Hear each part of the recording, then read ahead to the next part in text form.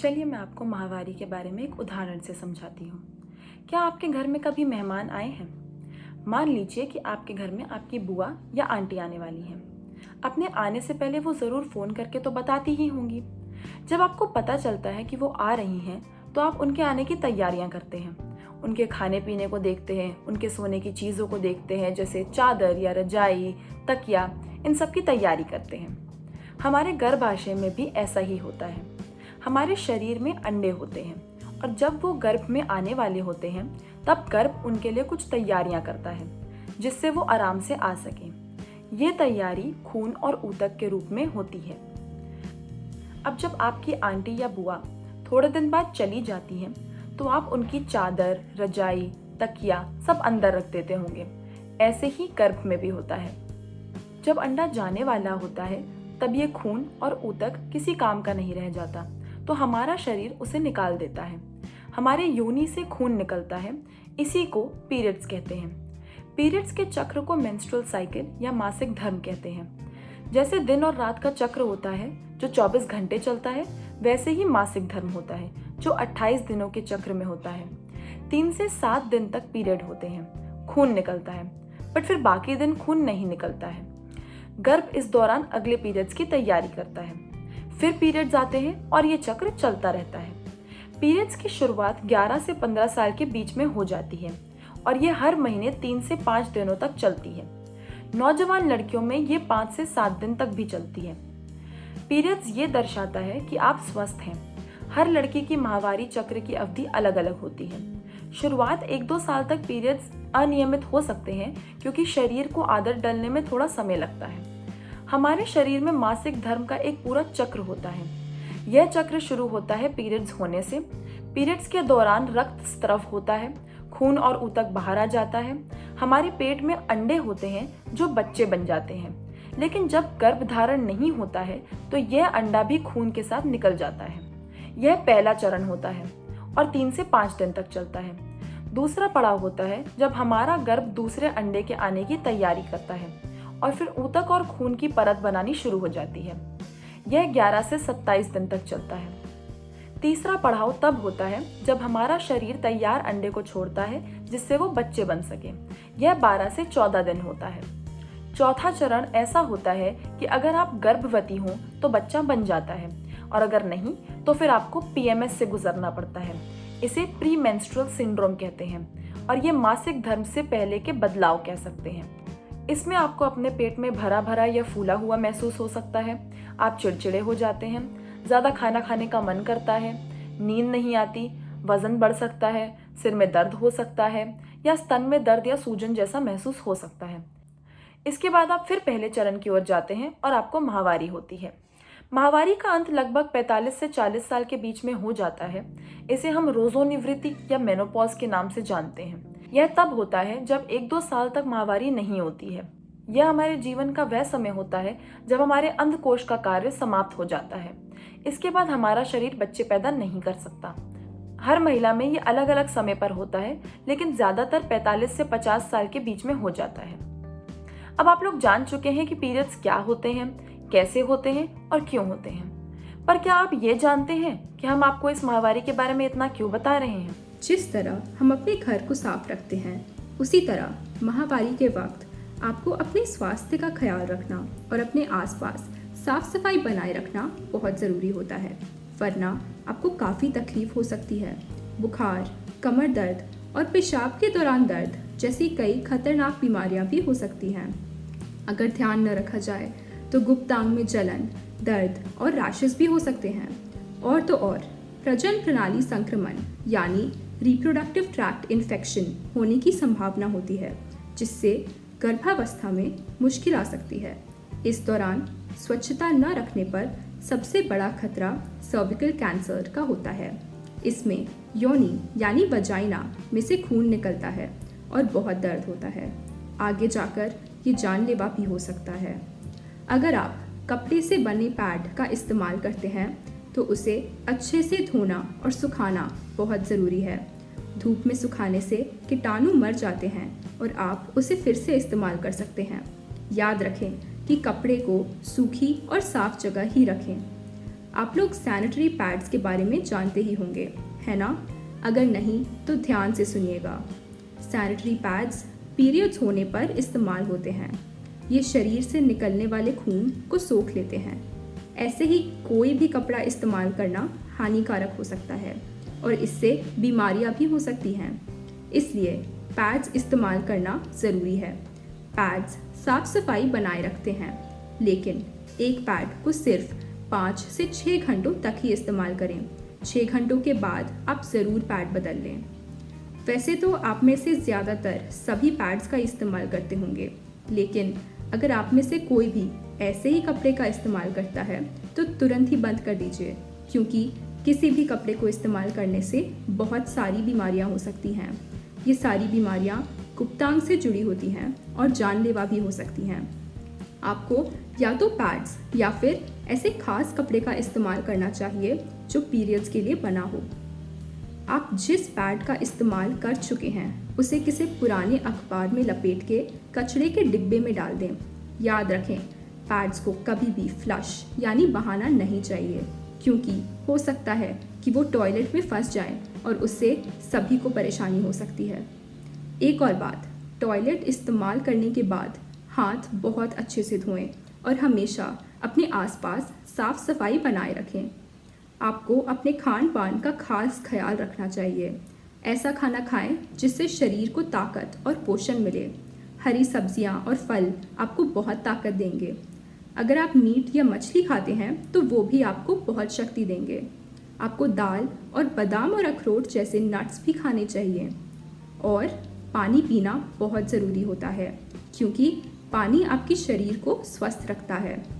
बहुत चटपटा और नमक वाले खाने से दूर रहना चाहिए। हो सके तो गर्म खाना खाइए और ठंडी चीज़ों से दूर रहिए। इससे आपको दर्द से राहत मिल सकती है। पीरियड्स के दौरान सेहत का ध्यान रखना बहुत ज़रूरी है।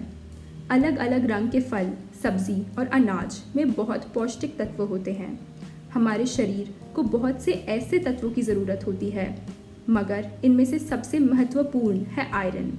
आयरन खून में ऑक्सीजन के संचार में मदद करता है।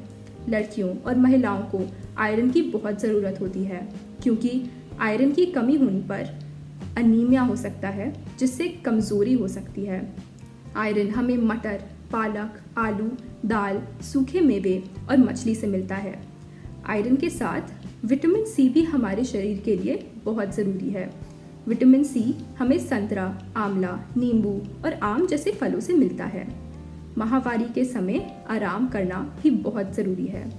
इस बात का ध्यान रखें कि आप सभी काम कर सकती हैं, लेकिन बहुत ज़्यादा काम करना और शरीर पर जोर डालना भी अच्छा नहीं है। खाने के साथ एक्सरसाइज करना भी बहुत ज़रूरी होता है। कई लड़कियों को पीरियड्स के बदलाव के कारण चेहरे पर दाने भी आ सकते हैं और थकावट रह सकती है, लेकिन इसका एक बहुत सीधा सा उपाय है वर्जिश। रोज़ आधा घंटा तेज़ रफ्तार से चलें। योगा भी शरीर के लिए बहुत अच्छा होता है, जैसे बाल आसन, तितली आसन और भुजंगासन। 5 बार गहरी सांस लें और यदि पेट में दर्द हो तो पेट के निचले भाग में गर्म पानी की थैली रख लें। खूब सारा पानी पिएं और भरपूर नींद लें। ये सब करने से ताकत और स्वस्थ बना रहेगा। यूँ तो महावारी 24 से 36 दिन के बीच में होती है, लेकिन यदि किसी महिला को अनियमित होती है, यानी कभी 20 दिन में या कभी 40 दिन में, तो ये अनियमित महावारी के लक्षण है। अक्सर ये अनियमितता 3 परिस्थितियों में होती है। पहली, जब किसी कन्या को महावारी शुरू होती है। दूसरी, जब महिला ने बच्चे को जन्म दिया होता है या गर्भपात यानी अबॉर्शन के वक्त होता है। तीसरी, मेनोपॉज के समय, जो लगभग 50 साल की उम्र में होता है। यदि महावारी में अनियमितता इन कारणों के अलावा हो तो डॉक्टर के पास जाना जरूरी होता है। यदि महिलाओं को बहुत अधिक रक्त प्रवाह हो रहा हो तो भी डॉक्टर की सलाह लेना बहुत जरूरी हो जाता है। सामान्य महावारी 3 से 6 दिनों तक चलती है, परंतु कभी ऐसी भी स्थिति हो सकती है। पहली, जब महावारी 7 दिनों से अधिक होती है, या रक्त प्रवाह इतना होता है कि 2 घंटे में पैड चेंज करना पड़ रहा हो, तो इससे कमजोरी आ सकती है और हमें थकावट भी हो सकती है। यह किसी बीमारी का कारण भी हो सकता है। दूसरी स्थिति वह ये होती है जब माहवारी 3 दिन से कम हो और रक्त प्रवाह बहुत कम होता है, यानी केवल कुछ धब्बे पड़ जाए या 2 दिन हो, या तनाव और थायराइड के कारण भी हो सकता है। बहुत कमजोर महिला या बहुत अधिक वजन वाली महिलाओं में ये अक्सर होता है। इन स्थितियों को नजरअंदाज बिल्कुल नहीं करना चाहिए और तुरंत ही डॉक्टर को दिखाकर उनकी सलाह लेनी चाहिए। माहवारी में कुछ दर्द होना आम बात है और हम इसे अक्सर दवा खाकर कम कर सकते हैं, लेकिन अगर ये दर्द बहुत अधिक हो और साधारण दवाई खाने से कोई असर ना हो तो डॉक्टर की सलाह लेना अवश्य हो जाता है। डॉक्टर इनका इलाज आसानी से कर सकते हैं, लेकिन डॉक्टर तक जाना हमारी जिम्मेदारी है। तो कुछ चीजें याद रखनी है और वो है, जब आपको अनियमित माहवारी हो तो बहुत अधिक रक्त प्रवाह हो या बहुत कम रक्त प्रवाह हो, बहुत अधिक दर्द हो या 3 महीने से अधिक माहवारी ना हुए, तो ये सब चिंता का विषय है और डॉक्टर की सलाह लेना बहुत ज़रूरी है। अगर आपको थोड़ा दर्द हो रहा हो तो आप घरेलू चीज़ों से आराम पा सकते हैं, जैसे अदरक, काली मिर्च, अजवाइन। लेकिन अगर दर्द बहुत हो रहा हो तो आप दर्द दूर करने वाली दवाई भी ले सकती हैं। इन दवाइयों को डॉक्टर से पूछ कर ही लें, इससे 1-2 घंटे में राहत मिल सकती है। लेकिन अगर दर्द उससे भी कम ना हो तो आपको डॉक्टर से बात जरूर करनी चाहिए। PCOS यानी पॉलीसिस्टिक ओवरी सिंड्रोम हार्मोन्स या ग्रंथिरस में परेशानी के कारण हो सकते हैं। ये 15 से 44 साल तक की महिलाओं को हो सकता है।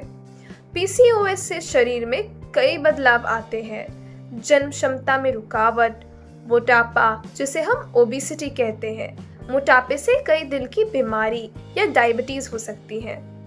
PCOS में कई परेशानियों से गुजरना पड़ सकता है, जैसे अनियमित माहवारी, बहुत अधिक रक्त प्रवाह या बहुत कम रक्त प्रवाह, शरीर पर बहुत ज्यादा बाल, दाने, वजन बढ़ना, सर पे बाल की कमी, गले और स्तन के नीचे कालापन और सर दर्द। यदि आपको ऐसे लक्षण लगे, अगर आपकी बहुत प्यास या बहुत भूख लगे, साफ से दिखाई ना दे और वजन बहुत ही ज़्यादा हो या बहुत कम हो, तो डॉक्टर को ज़रूर दिखाएं। एक्सरसाइज करने से, अच्छा खाना खाने से, वजन को काबू में रखने से PCOS से बचाव हो सकता है। जब महिलाओं को माहवारी होती है तब बहुत से लोग उन्हें बहुत कुछ बताने की कोशिश करते हैं, कई चीज़ें करने से मना करते हैं, बहुत से रोक टोक लगाते हैं। बहुत से लोग ये मानते हैं कि माहवारी के वक्त महिला अशुद्ध या बीमार होती है। ऐसा नहीं होता। माहवारी हमारे शरीर की एक नेचुरल यानी सामान्य प्रतिक्रिया है और ये दर्शाती है कि हम स्वस्थ हैं। कई महिलाओं को उन दिनों किचन में जाने से रोका जाता है और खाना बनाने की मनाही होती है।